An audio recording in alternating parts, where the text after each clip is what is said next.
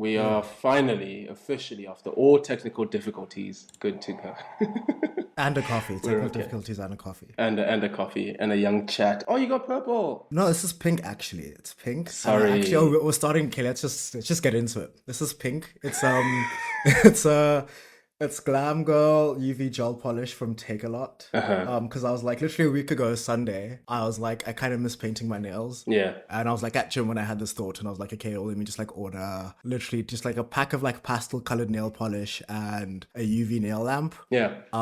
Which both arrived, I think, on Monday, last week Monday, and I only had time to paint my nails, I think, on Wednesday. Okay. And I went first. I had blue first. I think you saw that blue, that like grey blue thing, and I kind of matched the color of my.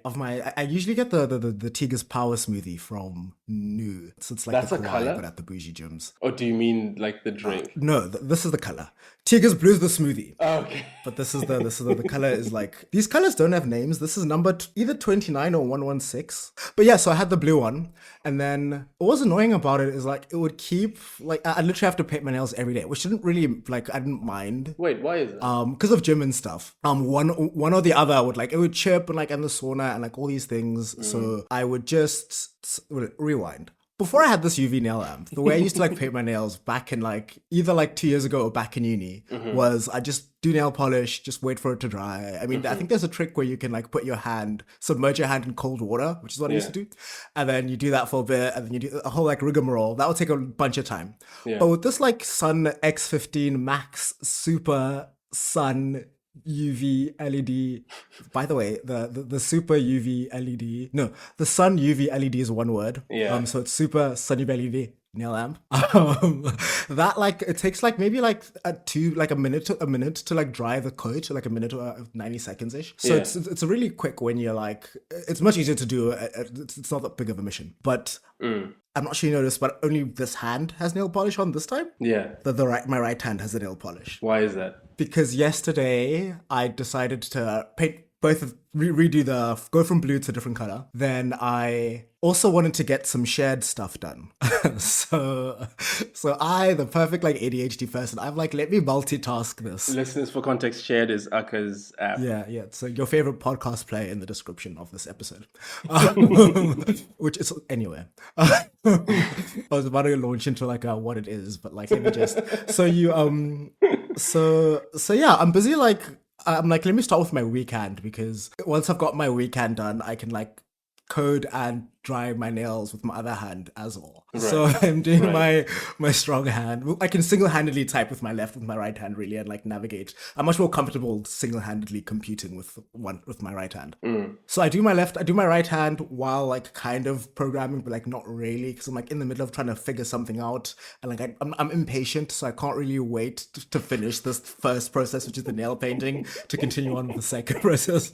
So Yeah. I'm busy trying to do both at the same time. Yeah. And then I get stuck into a problem that like, you know, when you're like working and you're like, oh, I need to concentrate, let me pause the music or let me pause the whatever. Yes. You just don't presume that thing. So I was like, let me just pause doing my nails. And then it was like, I don't know, an hour before I had to get to gym. No, probably half an hour before I had to get to gym in order for me to make dinner reservation on time. And then the movie on time. So I didn't have time to do the other hand. So I only have one hand painted. But I think that this is going to be my vibe now. I think I'm only going to have Just the one one hand hand? painted because, Isn't that some kind yeah, of like well, social I'll thing? alternate hands. Maybe. I don't know. Possibly. I remember, and this might just be like heterosexuals creating their own rules, but I remember when I did my nails, and we can get into that as well. It was a whole thing. They were like, a lot of people told me that like if you paint one finger or if you paint one hand, then you're indicating like it's almost like a show of like it's like peacocking, like I'm gay and available. That's Wait, what I so was told, and I was like, this makes zero sense actually. They basically they were saying that I don't know if it's a finger or a hand, but if you paint either a finger or a hand, then it's kind of like peacocking to be like it's like a signal. So a straight person paints both of their nails, but a gay person just put both of their hands. But a gay No, person just paints presumably a one. straight person doesn't paint both their hands, regardless. That's why I was like, this is just them making So their there's a own rules. But specific yeah, so they're hand like, that. if So it's like the earring yes, thing. yes, Like that. I think yeah, it's yeah, a few. exactly. Yeah, It's like the earring I thing. never understood that. I think when I first got my earrings pierced, I did one ear then the other. Yeah. And I don't remember which one I did first, but I didn't do it in a way. intentionally with that Yeah, to intent be to like, convey a certain thing. Because I think I got my nail pierced after I had come out anyway. So I don't think it was that at all. I think it's just yeah, I just wanted one. yeah. And people would be like, "Oh, is this the straight ear?" And I was like, I don't know. I just picked this ear. I don't know. Like, Do you see how crazy these rules are? Like, what the hell do they mean, the it's straight like ear? Like, what does that even... like you Oh can my pay. I God. mean, I was friends with one of my uni friends. He's straight, and he would paint his nails, and it was a completely chill thing. He'd do it like every so often, and I just didn't associate like painting nails with a specific gender. But Yeah. when did you paint your nails? So Because I I don't think painted my I saw nails. this. Maybe you didn't, but it was on my stories and stuff. Like, it was on my Oh, Instagram. then I probably did see it. Yeah, but I painted my nails I think 3 times, and this was like in 2020. This is around the time that I also dyed my hair blonde. I had a whole thing, and like even Oh, so during it, I blonde. was like, this isn't a phase, because if I could now, in the current social dynamics that I am in Tanzania, where like it's like super strict and conservative and whatever, I would absolutely dye my hair blonde. But I'm like, I'm not going to risk it. I'm just not going to do it this side. That's So fair. whenever I'm in South Africa, I kind of just allow myself to just express and do whatever the hell I want. So I dyed my hair blonde. So that was the first thing where people were like, why are you dyeing your hair blonde? Like, questions. Yeah. But then it was like, do you know what? Fuck it, fine. That's just Makiso. That's what he does. Then I painted my nails. I remember I was with my partner at the time, and I was complimenting her about her nails, and she was doing it, and she wanted to start doing it properly, like buying the blue light, the blue light thing that you put your nails under and Oh, stuff for the gel. the thing The that's thing you my have. son thingy. Yes, exactly. Exactly. So she was buying that. She was buying a whole freaking like set to like do her own nails and stuff.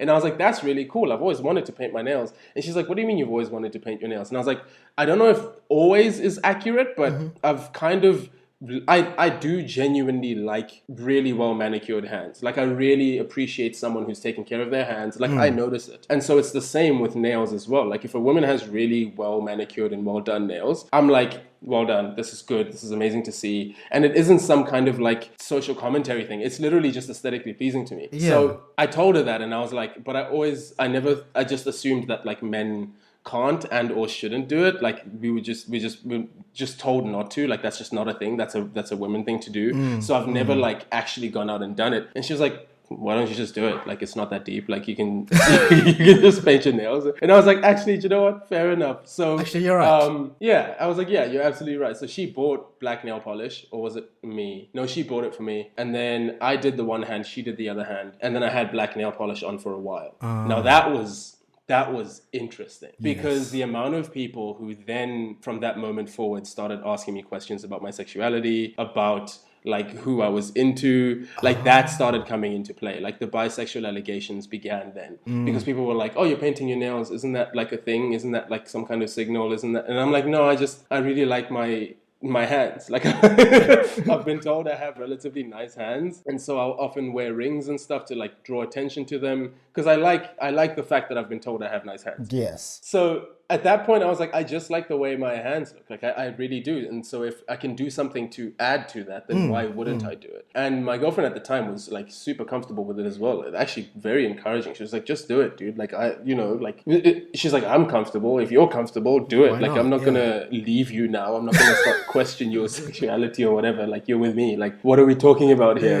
And I was like, that's completely fair. Absolutely. So I painted them black, and honestly, one of my favorite eras ever. Like, I loved it. I loved it. And if I could do it now here too, I absolutely would. The only reason my hands aren't painted now is just because of the like, Stigma. I'm living at home and I don't want my parents to kick me out type shit. You know what I mean? Like, I don't yeah. I'm like, no, that's fine. It's your house, your rules, whatever. Yeah. And then after that, I then was back in Cape Town for a conference, and my friend, I'm not going to mention her name, but she was like, have you ever painted your nails? I was like, yeah, I've painted them black. And she was like, purple would actually I look guess kind of good on you. you could mention her name, and we could just bleep it, or you can just bleep it in the end. That's true. I could just cut it out.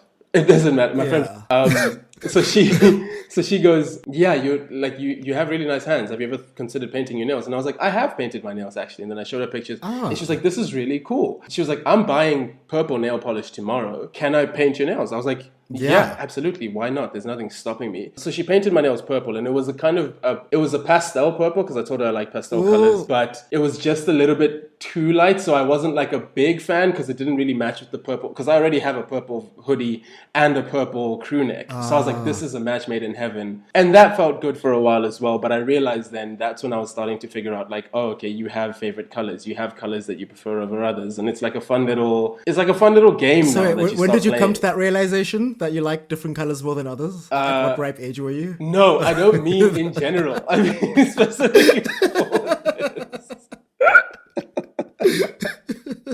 This is why Man's when at a women are like, conference having the realization, wait, yeah, I like this color more than the I other. like this color. Isn't this that meme where women are like, men be having realizations at 30 that I had when I was 12? Like,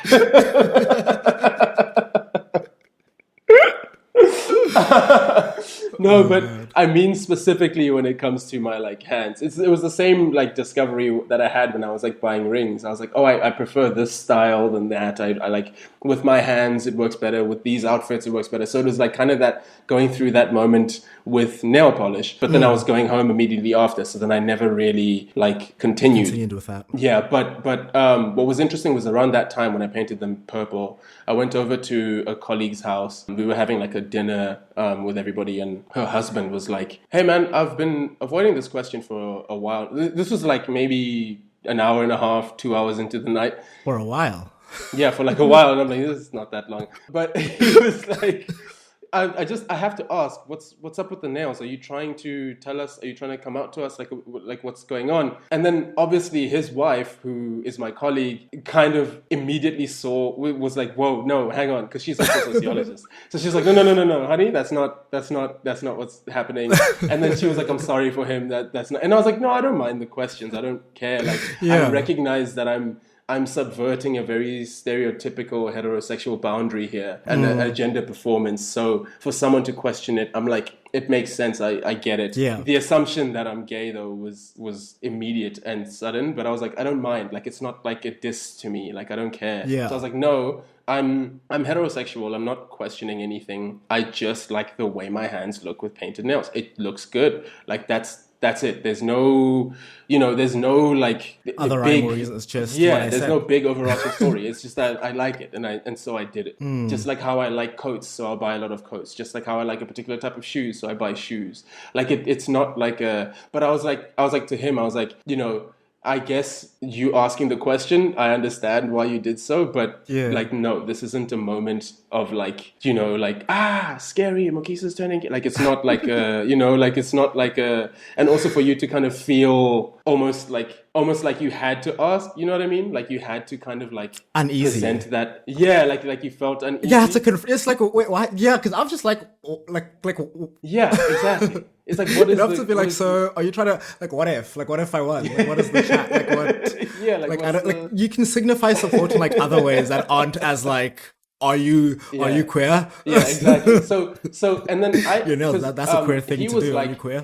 because he was like, like if you were gay, like I wouldn't mind. I just want to know if that's what you. And I was like, no, I wouldn't mind the question either. Like I'm not gay, and I don't find anything wrong with it. But I'm also that's not why I'm doing it. Like I just like Yeah. nail polish, and then that then led into further conversations as we do in those circles of like why people tend to react that way whenever somebody steps out of the box that is maleness. You know what I mean? Like that sort Yes, of yeah. gendered assigned box. And I realized that like for a while now, I would often do things and I would often just in an attempt to honestly be as much of myself as I can be while also trying new things. I just do things. I don't like if they're out of what my gender is required to do, I don't mind. Yeah. But I'm also functionally aware that like I definitely present as very heterosexual. I present as very cis het like man dude. And so often when I do things that are outside of that, people are like, whoa, Mokisa, why, you know what I mean? That's not you. Yeah. Exactly. Well, that's not what I thought of you. Yeah. Exactly. And that, to be honest, gives me a bit of a rush. It makes me a little bit happy whenever that happens, because it's kind of like I'm now forcing you out of that Yeah. immediate idea or image. I'm now telling you to confront that. Why do you feel it weird that a man painted his nails? You know what I mean? Like, nail polish isn't natural. It's a human-made thing. And if it's made to make one person look nice, then another person might think it makes them look nice, you know? Like, it's not whatever. So yeah, that was my journey with my painting my nails. Actually, while we're still on nails, actually, before, because I do want to branch off into, I'm just reminding you so I don't forget, but like on how we define, on like what is a self, like identity. Yes. But then we'll brush into that a bit later. Okay. The question I want to ask is, were you doing your own nail? Were you painting your own nails? Or actually, I have two questions. So I'll start with three, including that. So were you painting your own nails, or was someone painting them for you? Initially, the first time I painted one hand, my partner painted the other. The second time, I did them myself. So when my friend came into the fold, she was like, no, I want you to do it. Like, I want you to do it. And I think she did my right hand, and then I did my left hand. And I made fun of her because I'm right-handed, and yet my left hand looked, amazing. And then her like version was not great. So I was like, yeah, you see how, yeah. I was like, this is a bad statement on your part. You've been painting your nails for years. This is my first time. Like, you can't be shown out. That's crazy. So yeah, no, I was doing it. Okay, for me, I almost all the times when nails have been painted, it's been me, except for like there was a period of time at which one of my exes and we painted our nails. Yeah. And he would paint I didn't like it when he painted my nails, because he didn't do as good of a job as I did. But obviously would let him do it because like we're painting each other's nails. That's your partner, it's a cute, yeah. cuddly thing. Like, but I did not like it. I was just like, this is a bad job. I can just do it better myself. Why didn't you tell him? Because it's cute. What you mean? Like, okay, that's it's fair. cute. That was the first time he'd painted his nails, or like around, like Okay, he hadn't done anything like that like before. But yeah, I like, I don't know, because I've never actually got like a manicure done as well, or a pedicure or anything. I've always like any like nails or hand. I've actually got a pedicure done before, but any like hand stuff, is always like done by me. But also like, why do I must pay? Like, I don't know how much the labor. Like, why must I can just do it myself. You really can. Like, I mean, I don't like. It's not that deep. Especially since I break them at gym all the time. Yeah. I'm just like, I must pay for something, and then I was like, no, that economically it just doesn't work. So like, let me just do it myself. If I fuck up a nail, I can fix that nail myself with the exact same color as all my other nails, because all the shit is at home. No, 100%, 100%. Do you have any other do you have any body modifications actually? Do I have any body modifications? Like tattoos, piercings? No. 'Cause I think the answer is both to no of those. So okay. So I can't do piercings because I have this like skin thing where if I like, so I once got, this is a very terrible story. So if you don't like blood stories and like goriness, maybe skip like 15 seconds. In grade 8, I was playing rugby and my ear, while I was tackling someone, got caught in their pocket and tore like halfway down. And so I had to get it stitched back up. You surely do. Like, it was a whole thing. Yeah, yes. It used to swell up as well. Like, yeah, it was like a whole thing. Yes. It caterpillar. Yeah. Yes. So yes. I have this. So I have this skin condition where the skin almost overcorrects itself. It overproduces the cut. Like, it'll heal, but then it will keep healing. Heal on top. So then it creates like an extra layer of skin. Erased. And then there's no way to kind of like stop that process. If you cut that layer of skin, it will just keep growing back because it keeps thinking, oh, I need to do more. So I don't trust getting piercings because I've seen it go horribly wrong for other people, where it's like now there's like a massive like extra skin, which is fine, for them. But I'm like, I don't want to risk that process. So no to piercings. Tattoos are coming. Like, that's something I know I'm going to do. That's something I'm like guaranteed to do. I even have like an idea of a tattoo that I want to get, but it's very basic. So I'm holding off on it until I'm like certain that I want it. Yeah. So yeah. You have piercings and tattoos? How did you know? Yeah, no, I do have. I have multiple. I have two. I have my ears pierced. I have just one hole in each, and I also have my nose done. And on that, because you were speaking about like the whole like you've seen piercings go wrong and stuff. With my nose one, at some point, I think it's called a granule or granula or something like that, but it's basically where like at the like piercing site, there's like a little bump that forms. Yes. And that had happened to me, I think the year I got it, either first or second year. And I remember like I was like, I am going to like do as much, like take as much, whoa, take care of this thing as well as I can, and just hope it heals itself over time. Which it eventually did. But I remember like at the time I would just think that like this is all people can see. They look at my face and they see this thing that's tiny. Like, why do they do this? To the point where like I was back in Johannesburg. I'm from, I guess, UCT, and I was at a shopping center, and someone tried to scout me. Like someone was like, "Hey, are you a model? Yeah. Do you want a model?" And I was just like, "No, sorry, bye." And then I just like walked past, like, "Oh my God, don't look at my face. Do not see this thing." It's like, do not. I do not want to face this. In fairness, I Yeah, get that no, anxiety no. completely because, especially if you're modeling, like your face is the whole thing. So like the camera, you at least in Yeah, your head, you're like the camera's gonna catch this. So I totally understand why yeah. you would freak out in that moment. But also, fuck, like I hate that that was such a like a deep insecurity because it's something so small and it is imperceptible. Like nobody's really Exactly. gonna I mean, the see it. You person know what I came up and mean? asked me the question. Like Yeah, they could see the thing on my face, and they still asked the exactly. question. It's like, so it's like maybe it's just all in my head. I'm sorry, but we need to acknowledge this really quickly though, because like you've been approached for modeling what twice now? Uh Dep- it depends how you classify that, like approached for modeling. I have been physically walked up to and someone asked me if I want to model like once. Okay. I've had so I have had so I dated a model, Yeah. and when we went to their test shoot, their people asked me to like they were like, you should model. And then this other person that we both know has who works in the industry was like, I should model. And then this other person that I know was like, who also works in the industry, was like, I should model. Yeah. So like I have been approached by people, like enough times for me to be like, let me do it. So that is pending. That is Yeah. pending. That is pending. Yeah. Literally in process In as we process. not as we speak, because we're currently recording a podcast, but it's happening. Inshallah, we'll see how it goes. Inshallah. But yeah, Because the reason I bring it up is because, like, so that to me is something interesting that, like, I don't know, has that played at your ego, or do you think, has that helped you confirm that you're good looking, or has that made you feel more insecure, or less so, or nothing? Like, none of the above. I think it does.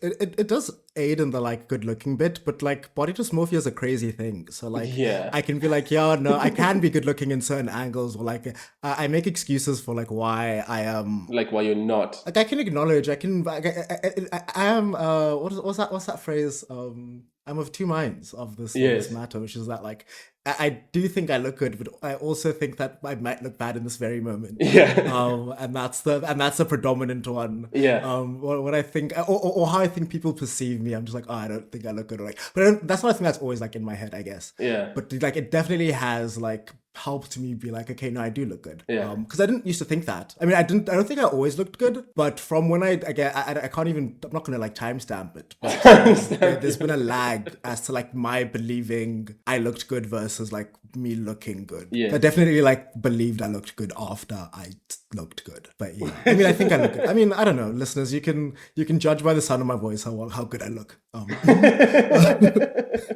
Or you can go stalk you on Instagram. No, because I'm actually in a similar boat where like I think in high school there was like some mad insecurities there. Like I definitely can say that I was like invited to all the popular kids parties. I was part of the cool cats kids groups. Nice. No, but it was because of rugby. It like it wasn't even because I was in those groups. It was just because I happened to be good at this one sport. So then like by proxy I was invited to a lot of these things. But like everyone was like, hooking up with people every which way, and by this we just mean like Yeah. kissing, not like this is high school. Yeah, this Well, is teenagers. actually we can't. Yeah. Oh, yeah. Yeah. It's like we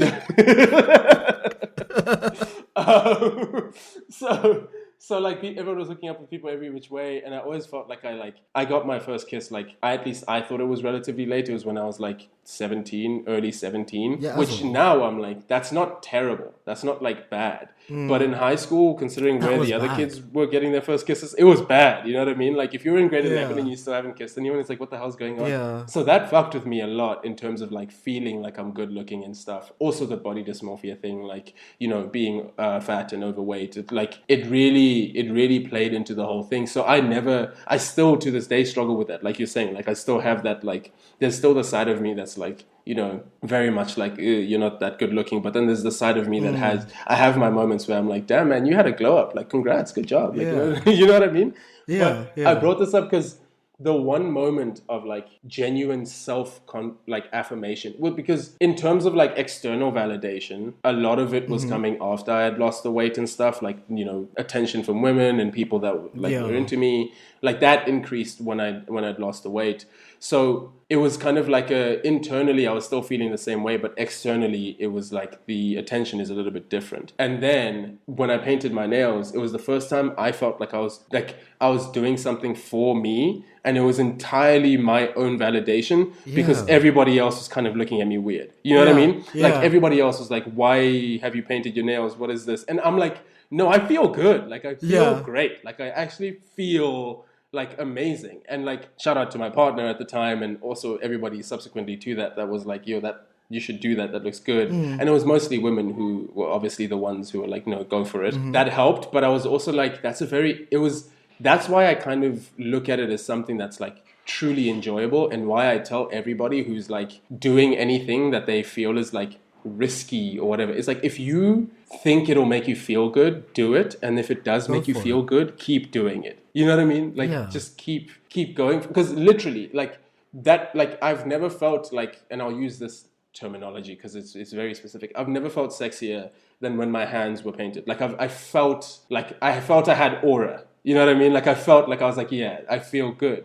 That's beautiful. And so I'm like, why is it that we tell people to not feel this way? Why is it that, you know, we kind of feel the need to put these like, I don't know, stamps on like what people can do, but also just specifically in terms of like that external validation versus internal validation. Like, I don't know, it changed so much in terms of how I perceived myself when I did that. Because then I was like, actually, I feel really great when I'm doing something specifically for myself, and it doesn't really matter if you think I'm good looking or not. Yeah. And then that obviously brings its own new type of attention, like the right kind of attention from people who are like, hey, that guy's super self-confident and he's into himself, Yeah, and sick you know, you vibe. can tell. Yeah, exactly. It's a thing.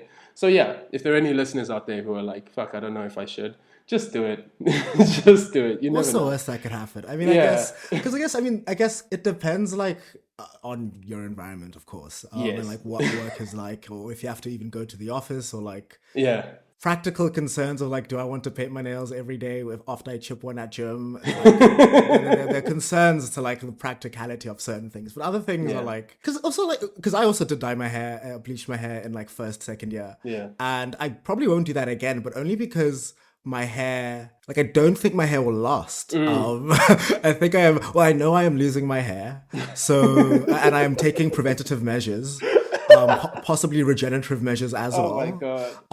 But I do not want to put like a spanner in to mess up with the process by bleaching my hair again, because I just like I think I'd look fine bald. Like when I cut my hair, I usually get like a half, which is like tiny, like they don't even have the attachment on. So like when I don't have my glasses on, I genuinely sometimes can't see if I have hair on or not. When I have it on, I can see the shadow, and I'm like, I want that shadow to be there. I like that shadow. So like, do I want to be bald? No. Yeah. Could I be bald? Probably. Maybe. But like, I am going to fight it as long as I can. You know, if I can fight it long enough to be able to go to Turkey and get implants, get the I will go for it. Yeah. I will go transport. Yeah, I'll go for it. I mean, I know my friend's friend. He went to Turkey, I believe, last year and got a whole hair thing. He got his hair like restored. Yeah. And it's going really well for him. So I'm like, well, Nice. hey, if How does it work works, for it black works. people It's hair? like a Like, does LeBron it work James. as well? Basically? He has it because I love how you- visible with his. Oh, fair. I love how you presume the friend I'm talking about is white, but Is he not? Shut up. I knew It's working. It is working well. It is working well for him. Yeah, it is. It is.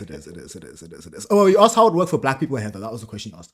I think it would be the same process. I don't think there could be much different about. I think it's probably like a different way you do it. Yeah. And I think the practitioner would have to know how to do it. Yes. To black hair and not think like. I mean, I haven't really looked into it. I can't afford to be looking into it now. Yeah, So, but in my head, it's a possibility. So once I am, I can then see how actually possible it is. Yeah. Actually, If I want to /need to/can. Yeah. Yes, actually. speaking of this, like, this is gender affirming care. Like this is like so. For instance, and this is why I bring this up because there's a lot of people who often, the anti-trans movement who are trying to be like, yo, gender affirming care shouldn't be a thing. You shouldn't do that. You're mutilating your body. Like men going to like do their hair right or like. Like anything that you're doing that like tries to make you look more manly, quote unquote, like that's gender affirming care, and it's fine to do it. Like it's perfectly okay. Like I'm like, dude, my hairline's receding. Like there's a moment of truth I'm coming to where I'm like, I need to just accept my East African roots because all East Africans. I mean, I have a photo of Nyerere up in our house. His hairline's great there, but by the time he was an old man, that man's hair was like gone. I'm like, I need to just accept that, like, there's different types of It's beauty. good. Or go to Turkey and get a hair transplant. but I'm like, that's kind of like, that is literally gender affirming care. Like if you do that jaw procedure to like make your jaw like The jaw straightened procedure? out and yeah, there's people who go to Turkey to do their jaw, like where you like, because sometimes people have like, their chin is like kind of like inward. So they kind of get a procedure to like pull the skin back so their jaw protrudes more. Yeah, so there's that procedure. Sometimes they even like put like I think stuff into your cheek like to make your cheekbones like more vascular or whatever. But yeah, there's like it's like people do shit to make them feel more of their gender identity. But also, is it to make them feel more of their gender identity, or could it also just be to make them? Because that's interesting actually, because it could be for the hair thing. I'm like that could be either or, because you might just want hair to have hair and just like to have the same, to maintain the same, which is also fine. But the jawline thing is also a thing that you didn't have before, but a thing that you want. And that thing would align to make you look more. So I guess that is more gender affirming. And I'm generally all for like,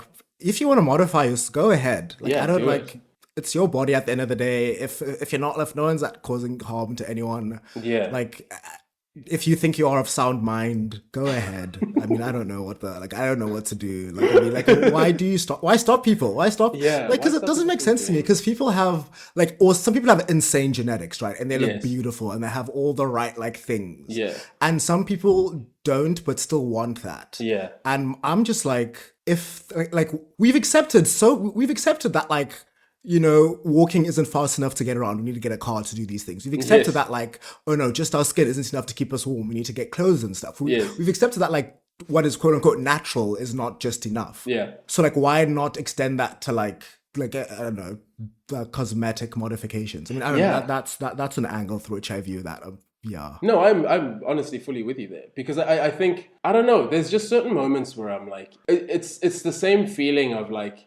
So for instance, I hate to admit this, but I've changed the car tires in our house. I'm like the resident car guy before they decide, okay, this car is too broken to take to, we call them a fundi, which is a mechanic. So I've changed the tires a few times. I've done like little like oil change procedures and shit. And I honest to God, I get up out of that feeling manlier than I've ever felt in my entire life. Like I even texted my friend group about it. I was like, guys, I changed the tire today and I've never felt more affirmed in my gender in my entire life. Like it was such a weird moment because I'm very much like gender is a spectrum. Like, I mean, your expression you can do whatever the hell you want. Like nobody gives a shit.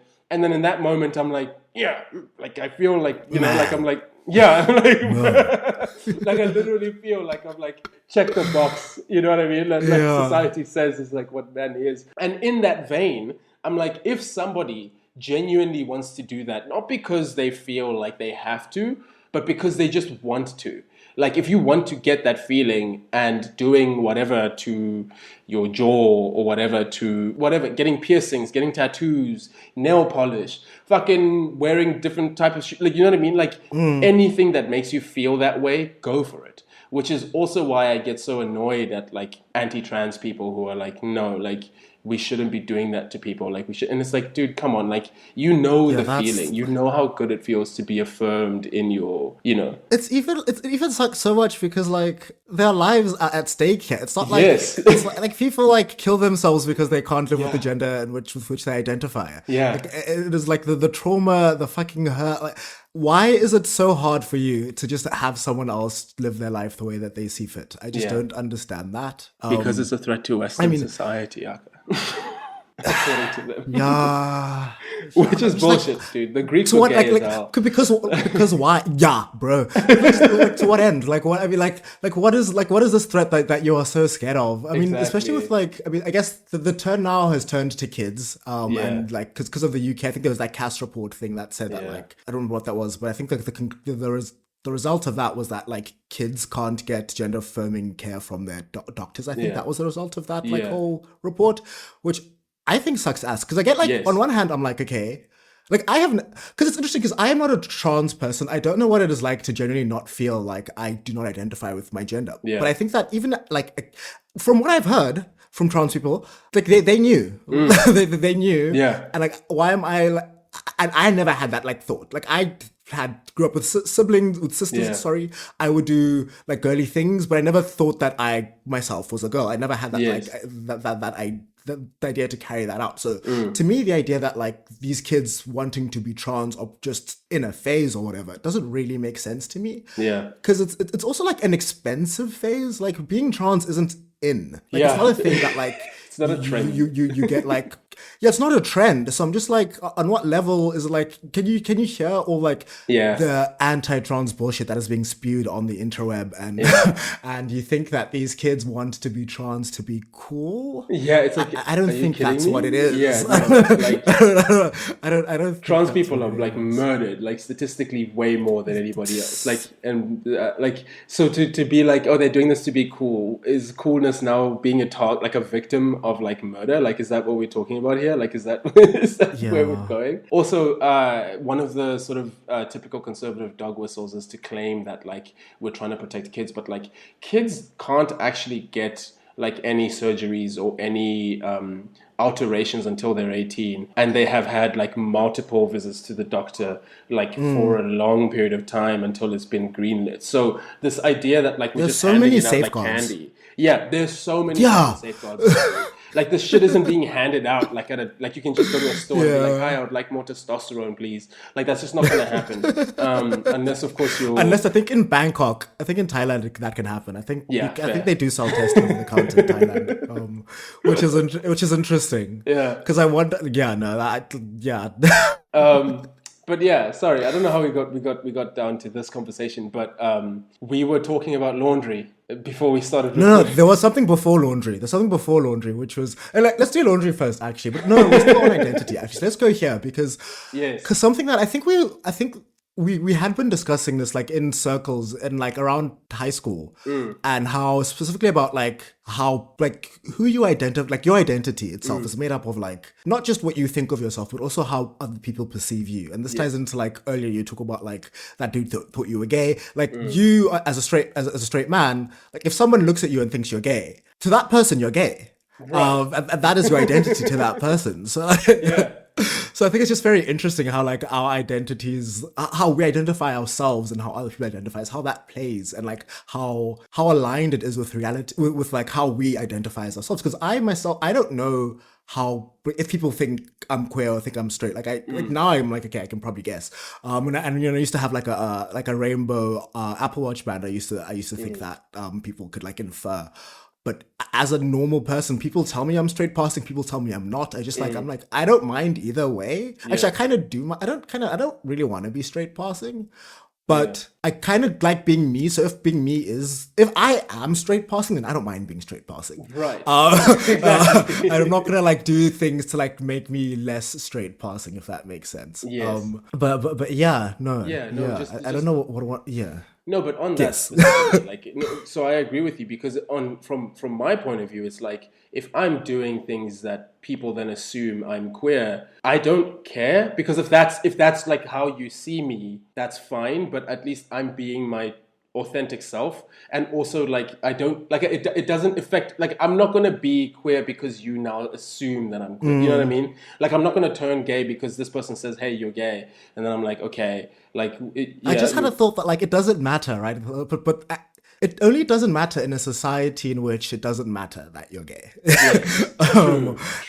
Yeah. There are ramifications, Yeah. to be fair. So I would say I'm privileged enough to be like, I don't really mind. And then clearly, actually, when I'm in society, or at least a social space, when it does matter, then I clearly mind, because like I've said, I'm not painting my nails, I'm not doing my hair, because I'm in a particularly conservative society. So it does evidently matter. But I guess when you're in a space where it shouldn't matter, it's like essentially like your individual identity to other people perceiving you is going to be one thing or another. It's kind of like how in I don't know how I always bring this up, but like in my thesis, Dune? Oh. I discussed not Dune. I discussed how like wearing the bishop's uniform into like malls and stores meant that like security guards would just follow you less. Like they would just be like, oh, that's a bishop's boy, we'll ignore them. Or that's a schoolboy, whatever, we'll ignore them. But then as soon as I'm out of that uniform, all of a sudden I'm no longer associated with the school and exactly, and be followed now. So now they will see me as just a black kid, and blackness is associated with, theft and poverty and whatever and crime. So now that's the identity that they've kind of put onto me. And so there are ramifications to these things, and it's weird how identity plays a role in that. But I think, and maybe that's why people fall into the safety of like, let me just do what society says I should do.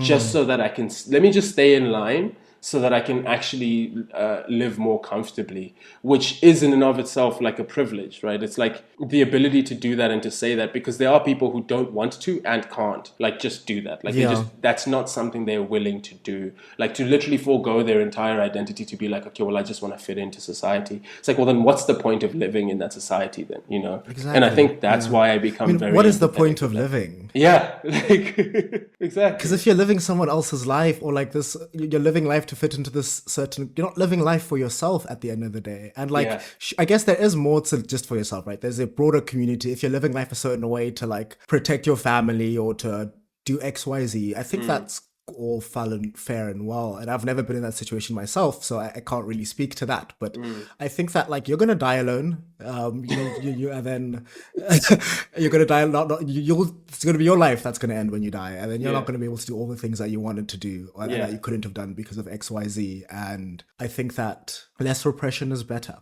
100%. Especially like because when you repress yourself, you also end up repressing others. I don't know if it's out of like jealousy, I don't know if it's out of like care of the other person, making sure that they don't fall into the same trap as you, or you're just upset that they can live their life and you can't live yours. But I wonder like it definitely does breed more conformance. Like you conform, so like, okay, now everyone else must conform, It's like when like if you wouldn't walk, like, like if like back to high school, like the grass thing, like we couldn't walk on the grass until we were in matric. And if like if a non-grade 8 was to walk on the grass, they'd tell someone else would be like, don't walk on the grass to them. But it's like, it doesn't affect you whether or not I walk on the grass or not. It's just like a thing that like is completely out of the thing. But because I am conforming, you must also conform. Because rules. Because made-up rules that we just have all just like agreed to. And like, I remember having a very interesting conversation with one of our friends from school, and he had a moment where he was like, Mugisa, there was a lot of things that happened to us in high school that shouldn't have happened, and a lot of things that they claimed were traditions that were fucked up, but I still feel like a sense of like love and care and camaraderie with the school. And he was like, I don't know how those two worlds collide. On the one hand, I'm like, they did wrong things, and on the other hand, I still love it. And I'm like, we were in an abusive relationship with our school, dude. Like we were in what amounts to an abusive relationship, because in that, if you just replace that with like, I was in a relationship and she hit me and she did violent things to me, but I still love her and I don't know how I'm like, that's abuse. Like you were in an abusive relationship. You know what's actually, I was gonna speak to like our housemasters and how they knew the shit that was being done under their roofs, and they just let these little 13, 14-year-old boys get beaten up by these like, what is wrong? Like, why do you let that happen? Like, that is like, what do you mean? Like, what, like, how, I just don't get, like, that's just, that is so fucked up. Like, I cannot even, like. Grown men. With their own kids, with their own, like, and they're just like, yo, no, it's tradition, boys laughing around, whatever. But, like, no. Like, shake parents' hands and be you didn't like it when you were grade 8. Yeah. So why is it now suddenly like we're, it's, I don't know. So with that, like shaking a parent's hand and being like, no, your kid's in good care and we'll take care of them, knowing full well that that's just objectively not true. Not gonna happen. Because like, I don't know, I guess all the stories will come out in like individual conversations that people have with each other. But if you don't know what was going on, like I'll just give one example. Like one of the traditions was that so each grade had their own dorms, and then the higher like each grade you went into, the dorms would change. They would become more personalized. You get bigger spaces, and then eventually you get your own rooms by the time you're in matric. So in grade 8, everybody just shared one dorm for us in our house. And then in grade 9, it was like a split dorm with like 2 sides, so you had bigger spaces. And so the grade 9s would essentially take all of the anger and pent-up emotions and frustrations that of the shit that happened to them in grade 8 and then blow it out all onto the new grade 8s. Yeah. And so what they would do is, middle of the night, like 2 a.m., they would just come into our rooms and just like flip our beds, just like literally flip our beds. Like you're middle of your sleep, just flip your beds. And then not just that, they would also like they would have like pillow fights where they would put rugby boots and shit into those pillows, and fucking like proper like beatings, dude, like proper like go at you. Now nobody ever got like seriously injured because they would like obviously try to avoid the head and shit, but it still fucking hurt. I remember they would bring like these like sticks, like these like thin sticks when they're like flip your bed, and they would just start like whipping oaks and just fucking going at, like, and I'm like, dude, if I'm a parent, right, and I'm hearing that my kid, like, this just happened to my kid, I'm suing the school. Yeah. But because we were all so quiet and kind of like, oh, this is just speak. what it is. This is tradition. This is just what we need to do. It's like we were all just like okay with it. Well, at least, you know, relatively okay with it when I say okay, in air quotes. And I encountered someone who was in a much older grade than I was. So I encountered him, and he had a little bit of an issue with the way that we essentially framed these things, like talking about these things in a very objective way and being like, this happened and this was bad. Yeah. And then he would be like, no, but that happened, and yeah, it was bad, but it built character. You are who you are because of what happened. And he was like, it happened to me, and I'm like, yeah, we didn't all turn out fine. That doesn't make it okay. Yeah, it doesn't make it okay. Plus, you're not also okay. We're not fine. Yeah. I know you. Like, I know the violent person that you are. Like, you're not functioning fine, dude. Like, this is not like this isn't like what you've ultimately created is just a cycle of violence. And because I remember he had like a feeling that like you know how every generation believes that the younger generation has it easier than them, and like in my opinion that is true, but it's a good thing that it's happening. It's not a bad thing, because the bad things that were happening, it's much better that it's better and easier for the younger generations. You shouldn't have gone through those bad things in order to learn the life lessons you think they taught you, you know? Like, it just shouldn't have happened. So it was a very interesting conversation to have with him and be like, yeah, like that relationship with the past that you have with that school, like it was an abusive relationship. So I had to say to a friend that like, you need to kind of course, look at the bad and acknowledge it and do everything in your power to make sure that the bad changes. But, you know, the love that you still have for your school, it's not like this was happening every day. Of course, there were good things that were happening at school. Of course, I remember our school fondly. I made incredible friendships. I mean, fuck, we're recording a podcast. Like, this is what, 7, 8 years I live with after we one graduated. of my school friends. Exactly. So, like, you know, like we built a lot of friendships and a lot of camaraderie from that space. But it isn't to say that, oh, we shouldn't have gone to school. It's just to say that, like, now that we've experienced that, we should be fighting for any student that's saying, hey, this is bad, this needs to stop. And we shouldn't be saying, but it's tradition, this is what you need to go through. You know what I mean? So it's kind of like, acknowledge the shit. You need to acknowledge it, and you need to try to make it better for the youngins, while also recognizing that, like, hey, man, we had good times, you know, things happened. Which is quite, what do you think it is that, because when, I feel like most people fell into continuing on the cycle, and very few decided to not do what was done to them because they knew it was fucked up and weren't going to do something fucked up to other people. And I mean, at least in my house, something that happened was that I think we were in grade 8 that year, and this is after the matrics had left. The grade 11s had got cocky, and they started doing the old matric things, but even worse than the matrics used to do. Oh, wow. And at one of our dorm mates, his mom saw like markings on his back, and she was like, "What's this?" Yeah. And he was like, eventually he told, and she, rightfully so, was very upset with the school. and went to the housemaster. And I think the one of the a bunch of the grade 11, I remember like our dorm was hated at school. Yes, yeah. Because a bunch of the grade 11s got some of them got suspended. One of them even got like kicked out of the school. Shit. It was quite A thing. a thing. It was quite a thing. But we, I guess, decided, like, all of us, because I mean, we were labeled as the snitches. So, like, firstly, like, we can't be doing this thing to other people because it doesn't really make sense. And also, like, Yes. this thing is wrong, so we're not going to do it to other people. Yes. And I think that, like, I just wonder what it's like now at school, like, how heavily into, like, all the quote unquote tradition-y things, Yeah. if that's still happening, or how intense it is, or yeah, basically, like, Yeah, if I'm times curious have too. changed because I know that our grade eights didn't suffer the way we did as grade eights, Right. and so I don't think they. I mean, from what basis would they? I mean, unless the other grades fucked them up, but I don't think that happened extensively, at least. But yeah, it's always like, how do things have changed? Do things change? That's a good question, because I do genuinely believe that sometimes, like, it's almost like groupthink, where usually the most charismatic of the group, who also happens to be the most fucked up one with the fucked up ideas, comes up with these plans. Then everybody follows suit, and then now suddenly it's a tradition to, you know, abuse and beat up children, and that cycle kind of just continues. So there's a part of me that goes, because we treated our grade 8s, at least I hope, with a little bit more grace. There were a few in our year group who were still kind of like, you know, hard on the grade 8s, just basic bullying actually. But there were actually a good few of us who were like, no, that's wrong. Maybe we should, you know, pause off on that. Then I'd have to imagine that because they went through far less than we did, and we went through far less than our older group did, it kind of keeps going down that way. But there's always a bully. Like, bullies exist, and those people have voices, and those people try to utilize their power in some way. So that's why I'm like, I don't think,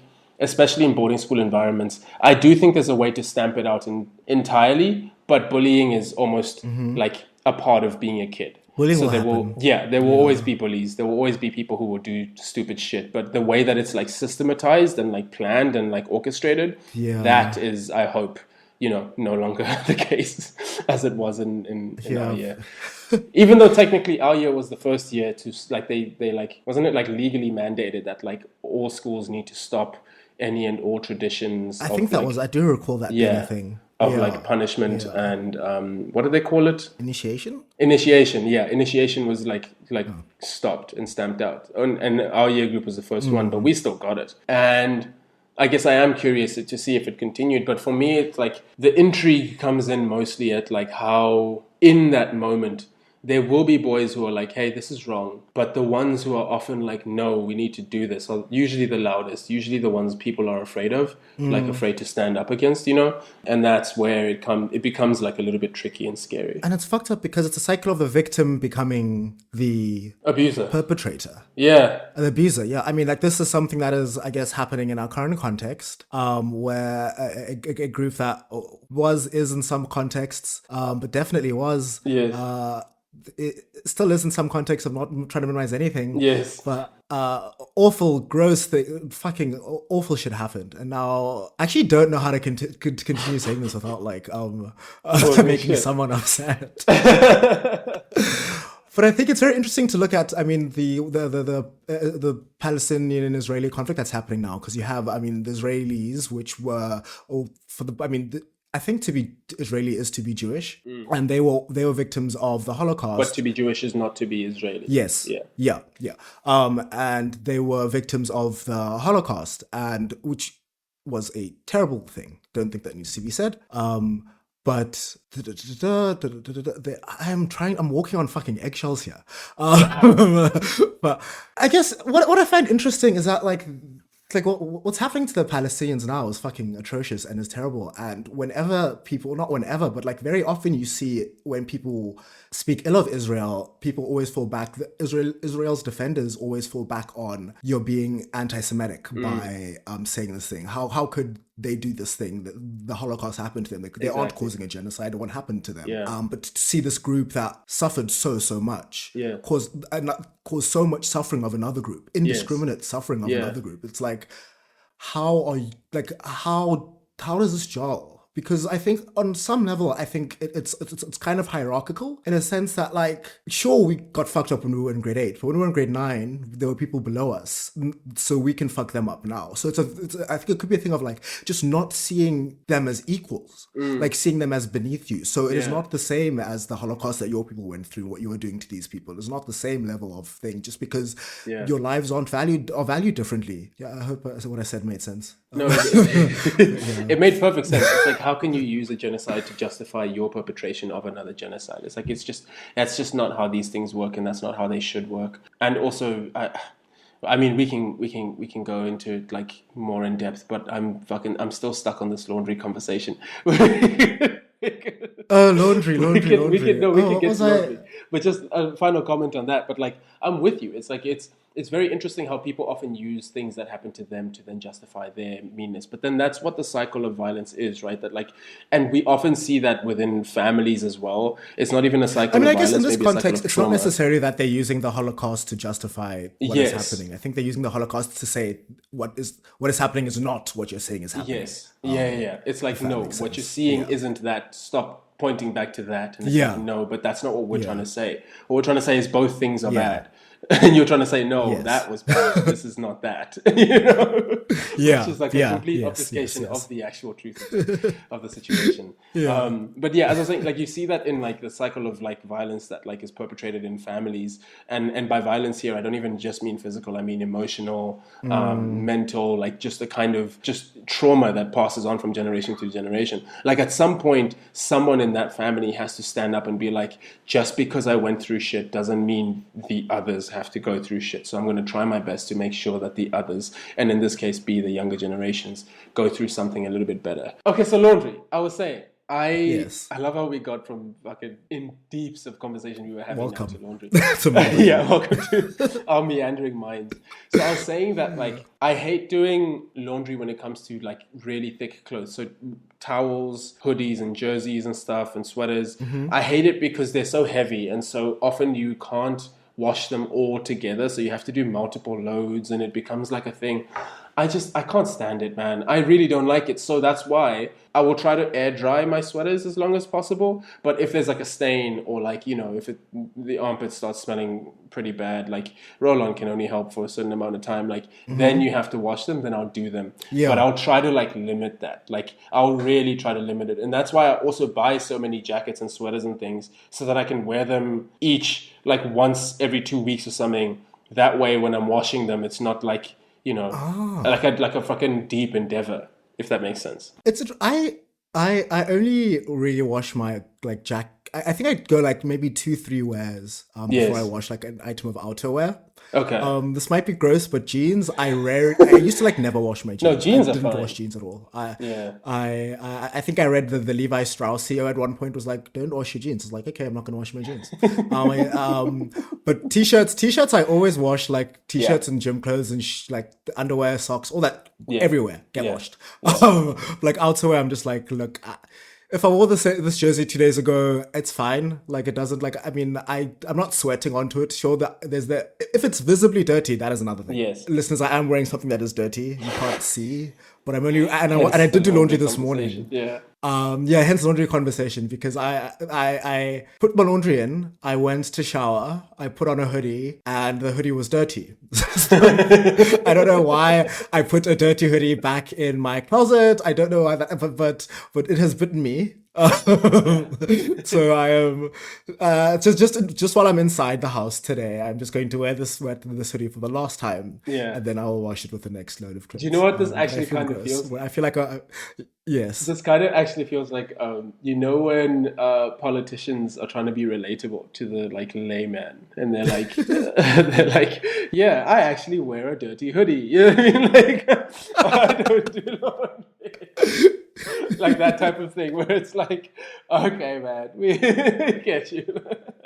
But also, this is actually adjacent to laundry, but so I don't really do tasks. Like, if I have multiple things to do, and I know I have these things to do, sometimes I don't, like, do one task then the other. Like, I try multitask them in some ways. Like, this morning, for example, I'm also taking out, I have 2 things to do. I need to take out the trash, I need to do my laundry. Yeah. So I put my laundry in, I go shower. I put the trash in the trash bag. I mean, I take the bins out the thing. Then I take the trash out, throw it away. Then I hang my laundry up. Then I only put a new rubbish bin in the thing. So like, there's a bit of time in which there is no place to put your refuse. The old thing is outside there. But because I'm in the middle of something else, this task is just hanging. And it's fine because no one else has to use, because like my flatmate, he was in his room, so he wasn't like in the kitchen, he wasn't doing anything, so he didn't have to throw anything away. But there have been times where like I am in a shared space and I've got a half finished task that I will clean this up just now. Don't worry. I will clean this up. I will get to it. But I'm just like, they're going to think I'm just going to leave it this way. So let me just action this item now, just so that like I'm not judged. No, don't worry. Actually, that's completely sane. I have moments that are similar like that where it's not even like immediately difficult tasks either. So for instance, if I'm going to make breakfast, this is when I realize my brain is a little bit wired strangely. If I'm going to make breakfast, I'll go grab the eggs from the fridge. But wait, hang on, I need to get the pan from the drawer there. Let me get the pan quickly. Okay, let me put oil in the pan and switch the pan on. No, wait, hang on, you need to get the sausages out to defrost. You haven't done that, so don't turn on the pan. So go get the sausages. So then I go get the sausages and I'll defrost those. And then I'll be like, oh, but Mukisa, you like to have YouTube on when you're eating. Go turn on the TV. It's going to take like a second to boot up. So I go turn on the TV and now the pan, the eggs are sitting there, the fucking sausages are sitting there. And I'm like, oh shit, I have to go do that. And then while I'm walking to go do that, I'm like, oh, wait, YouTube. Go back, turn on YouTube. And then I'm like, okay, so I literally have to stop myself and go, Mukisa, breathe. This is too much. What is the first most important thing you need to do? And then I'm like, okay, put the eggs in the pan because everything else can be done while they're like cooking. So then I go, okay, I'm going to put the eggs in the pan. And that happens with like when I'm working, like just writing like or whatever. Like the other day I had editing the podcast to do. I had a paper to edit so that I can send it through to a journal. I had another paper to finalize edits so that's something that's coming out end of next year. I was also trying to End of 2025? No, sorry. End of this year, beginning of next year. Sorry. Oh, okay. Yeah, it's a book chapter. These are Chinese plans. Long-term development goals. And then I also had, I needed to write scripts for my videos because I haven't done my like series reviews recently because obviously I've been doing a lot of this in that time that I would have. And then there was like another thing. So I sat down and I opened up the Edinburgh application page and then I was like, wait, hang on, Mukisa, get Microsoft Word open just so that when you can, when you're writing your scripts. And then I was like, oh wait, sorry. Are you sure you don't have ADHD? I think you have ADHD. I'm certain you have ADHD. There's an argument. This is shit I do. I have been told. So my friend also fully thinks I have ADHD because she's also noticing these behaviors in me. But like, I think because it's specific moments. If I sat down and I was like, Mukisa, focus. Like I literally my brain will go off on those tangents and then I'll be like, center yourself, bring it right back. And then I do that and then I can function. I don't know if ADHD means you can't do that, but I do that. So I guess I've always thought I'm fine. I haven't always been medicated. And I was able to focus and like spend hours like hyper focus, like proper, like I'm going to do this task and get it done, and I'm not going to be distracted by my phone or anything or anything else. Yeah. But so it's not indicative. But that was a lot harder. Yeah, I don't think it's indicative. Yeah. But I am no professional. Yeah. I should if you are listeners, diagnose Mukisa. No, so one of my other behaviors is so people notice this. So even when I was a kid, I would always get in my report card, Mukisa's a very good student, but he stares out the window too long. And I would be like, I'm distracted, but I'm choosing my distraction, which is staring out the window. So when I got to uni, I started becoming a much better student because I was selecting my distractions, which was I was like watching like football videos on my laptop, or I would be like scrolling through Twitter, or I would be like doing something, and then I would raise my hand and speak, and people behind me would be like, Mukisa, what the fuck? You haven't been focused at all. And it's like, no, I have been focusing. Yeah. It's just that I've chosen what my distraction is. And that's the same with how I watch series and movies and stuff. If it's a movie that I'm like, I don't need to focus all that much on this, I will be playing a game like Candy Crush or Subway Surfer. If it's any other thing, like I literally would like while I'm watching, like I need to have a distraction. This is my face. I'm in shock. I used to play Tetris when I was in high school. I had an incredibly insane Yeah. high score. So like, yeah, I realized that like if I can select my distraction, then I can focus a lot better than somebody forcing me to focus, and then I get distracted by something. Because then I'm now just, my brain is just going to wander. So if I'm choosing to be distracted by Subway Surfer, I can put my like motor functions on swiping left and right and up and down, and then Yeah. my listening will be on the thing. And that's why I wasn't a great student at school, because they would always like force me to focus and I just couldn't. Whereas now I'm Yeah. allowed to just do that. So that's why she thinks I have ADHD. Yeah, it does make sense. It does make sense. I mean, with this like watching shows thing, when I watch movies and I'm not at the cinema, I like if I go on my phone, I am pausing that thing that is on the screen, because I know that like I might go on my phone to do one thing, but trust me, there will be another thing that I think of doing as soon as I like get on that phone, and then I'll do something else. I'll do something. I'm like, wait, what happened? I mean, I used to like multitask and do both. I'd half watch something and half like scroll or whatever. But then you start watching foreign language shows, and then or shows that aren't in English, and then you're like, "What? I need to read. I can't actually multitask and read." So it's like forced me to do it in that scenario. It forced me to like pause when I want to go on my phone and then resume, and then I just carried that over to like normal content, because I was like, well, I'm absorbing the story a lot better. And also subtitles also. Because if I don't have subtitles on, sometimes I'm watching something and then I just think of something else and I don't know what's happening. And then I'm like, okay, I'm done with that thought. Like, well, what just happened now? Or what did I just have to rewind? So like subtitles keep me grounded as well. Keep me like, this is what's happening. Absolutely. Plus, there is a thing. This is like, we're not going crazy. I think Vox made a video about it, that like audio engineering is now getting worse, or not worse, but different. Because the audio engineer and sound engineer for a lot of movies and series, they're engineering their stuff not for like everyday commercial TVs. They're engineering it for a theater. And so when that movie is released to just everyday screens and sound systems, it doesn't sound the same. So you really do struggle to hear what they're saying. So having the subtitles on helps, because then it's like, oh, that's the sentence that they were saying. Oh no, I guess it's not even just that. It's that like I can hear what you're saying. I could, if I was listening. Yeah, but I'm just not. but I'm thinking about this other thing. I'm thinking about my mind is elsewhere. My mind is like, wait, that thing at gym that happened. Like, what was? Yeah, like what was that? What was that thing?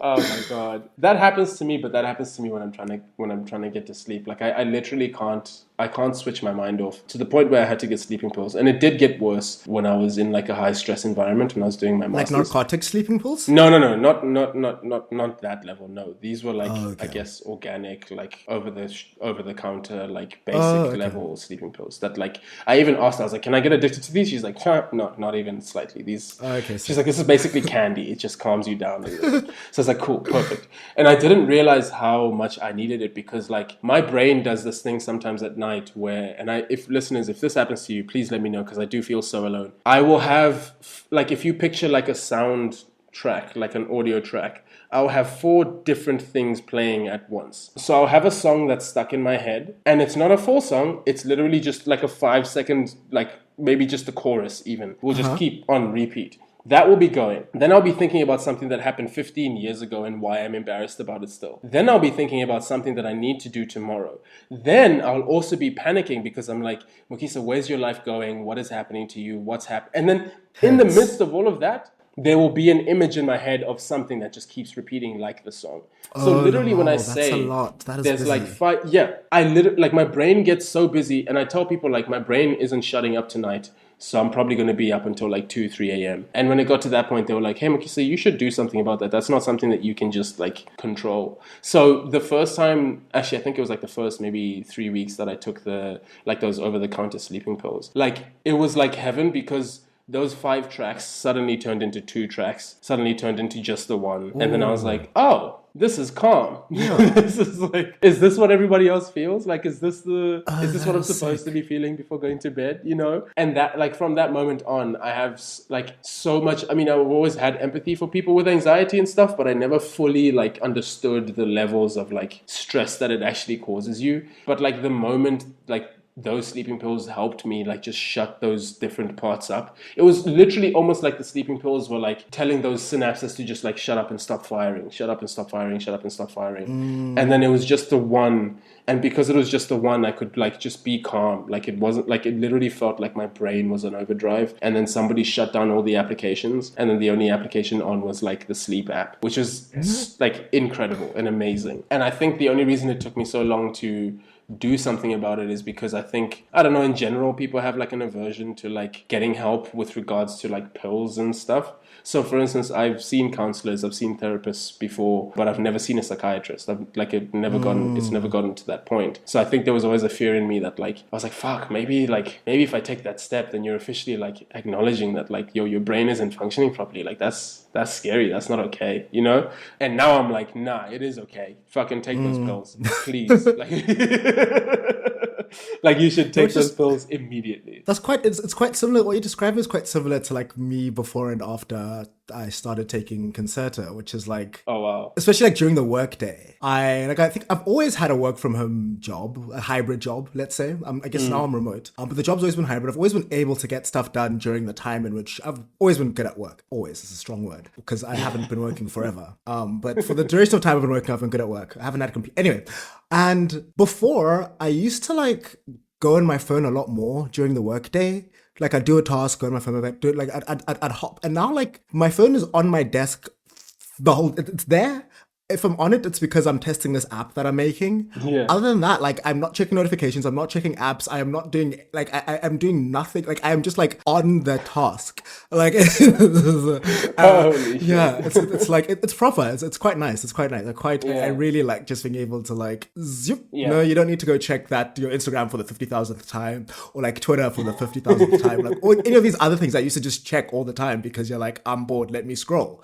They just like all just like went into like just finish this work thing. Just do that. Okay. Just keep doing that sounds like honestly like so helpful. We haven't done a clap the whole episode.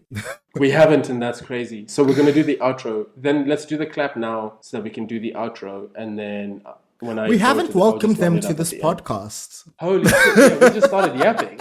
We haven't even done an intro. Should this just serve as the intro and outro? Is this just going to be a whole episode of us talking and then we come to the realization that like we haven't sunk the podcast? Do you want to do the intro? Hey, listeners. No, fuck that. You do the intro for us too, actually. No, you do the intro. Actually, you do the intro. Go ahead. You do it. You know the intro. Hey, listeners. Welcome back to the Pink Notice podcast. I'm here with Akha Manjezi. Akha, say hello. Hello. And this week we've got a very interesting episode for you. We're not discussing anything in particular. It's not a hard line on politics. It's not a deep exploration into South African leftism or what have you. It's literally just a discussion. Akha and I decided, hey, why don't we just yap? So that's what we did today. And we got into a bunch of different topics like identity, painting your nails. Is it okay to do that if you're a straight guy? Can you... do you will your hand fall off? Will your hands fall off? Will you get leprosy? We don't know. We explore these questions in this episode. Well, listeners, I hope you enjoyed our lovely rambling discussion on 50,000 million different things. If you did like it, be sure to let us know, either in the comment box or you can message either of us. But the comment box would be preferred. You know, people can see. Also, that heart. I asked you to like the episodes episodes ago, and not a single one of you has liked an episode. So like, I'm crying. Like, it doesn't sound like it. You can't see it. You can't like. I actually, like Prince Andrew, I also can't cry. Oh no, he can't sweat. Sorry. And don't take our laughter for a lack of seriousness. We're being very serious. No, tremendously so. He cannot sweat. That couldn't have been him. But anyway. We really hope you enjoyed the episode. Be sure to like, subscribe, leave a rating if you haven't. Share with your friends if you haven't. Use shared if you haven't. And yeah, hope you enjoyed. Thanks for joining. Bye.